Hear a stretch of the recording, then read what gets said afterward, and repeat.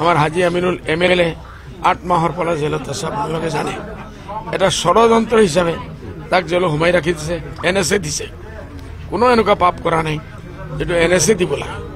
আগত যেটো হৈছিল 14 দিন পিছতেই জমানত পাইছে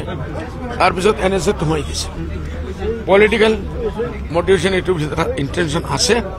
আমি খোলাখুলি দেখি আছো পলিটিক্যালি সার্চ করার কারণে তাহলে আমি আপোনালোকে ভয় নকৰিব আমি ইয়াৰ পৰা সুপ্ৰিম কোৰ্টলৈকে যাম আজি আহিছে দেখিছো আর প্রয়োজন হলে আমি সুপ্রিম কোর্টলৈকে যাম আর তথাপিও যদি গভর্নমেন্টে নেড়ে কংগ্রেসে বিচারি আছে এই মানুহজন জেলত থাকক কংগ্রেসী বিধায়ক যে তাত লড়িব হি ইন্টারেস্টেড শুনিছো হি লাখ লাখ কোটি টাকা খরচ কৰি আছে এই মানুহ জেলত হি নাজানে যে এইবাৰ আপোনালোকে এৰ আগে হৰিয়ানা এৰ আগে মহাৰাষ্ট্ৰ ইলেকশন যিমান ক্যান্ডিডেটসকলে জেলৰ পৰা থাকি যে ইলেকশন লড়িছে সব জিকিছে 100%। আমাৰও আশা আছে যদিও এনেকুৱা হয় আমি যদি বাধ্য হওঁ আলটিমেটলি আমি জেলত ৰাখি হাজি MLA তাৰ সিটত ধৰিব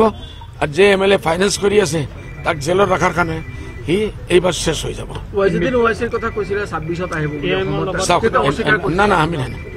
আমি কি কৈছিল বলে আমি দাওয়াত দিছো আর কারণে এতিয়ালৈকে 2 তারিখের পিছত আমার ডেলিগেশন যাব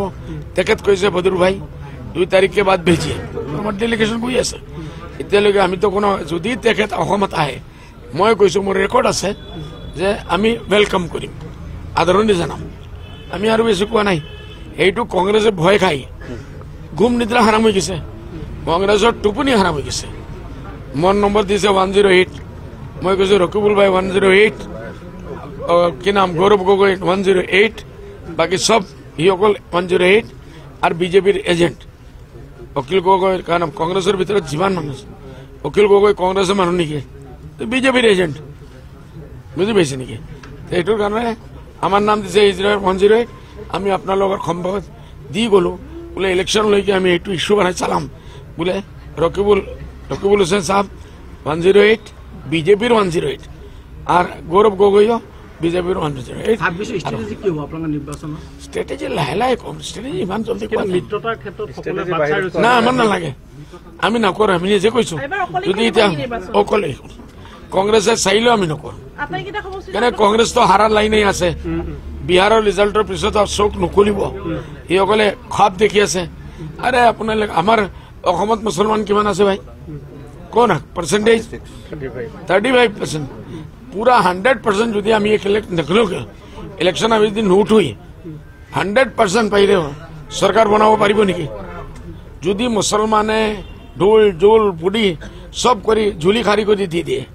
কংগ্রেসত এক পার্টি ওয়ান পার্টি হিসাবে ওয়ান সিঙ্গল পার্টি সরকার করিব পারিব নাকি হিসাব নাই না 65% এক ফালে আর 35% এক ফালে ডবল ভোটে বিজেপি আহি যাব সেইটোই সকলে বিচাৰি আছে গৌৰব গগৈ স্যাৰ দিল্লীৰ পৰা আহিছে নাজানে তাৰ ভিতৰত কিছু ভূপেন বৰাই গম পাইছে এটাতো বিতিয়া নাই ভূপেন বৰা নাই যিমান এজেন্ট আছে ডাউন ডাউন যিসকলে ৰাতি গৈ ধৰ্মালয় CMৰ পৰা পেইড সাৰ্ভেন্টেৰ হিসাবে কাম কৰে এইসকলে আজুবাজু ঘূৰি আছে গৌরব গগৈ আর দেখি আছে সপন জিকি যাব এটা পলিটিক্যাল ক্যালকুলেশন থাকে তো এটলিস্ট সেইটো তো কৰিব লাগে ওকে মানে 26 আগত মিত্ৰতা কোনো ক্ষেত্ৰত এডিএফ লগত না না আমি নকৰো কোনে কৰিব আমি নকৰো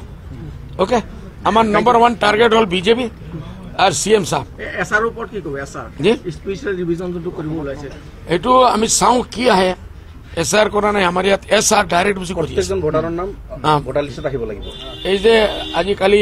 এইটো বিহাৰত হৈছে যে হঠাৎ 15 দিন আগে আনি মহাৰাষ্ট্ৰৰ পৰা মান লৈ গৈছে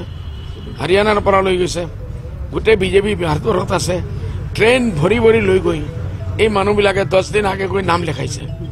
লেখাইছে এলিজিবল হৈ গল ভোট দিব পাৰে ভাই এটো 100% খেলি মিলে না একদম বদমাশি এটো আমি ইয়াত হবলৈ নিদিও আমার পার্টি কমসে কম বিরোধিতা করব।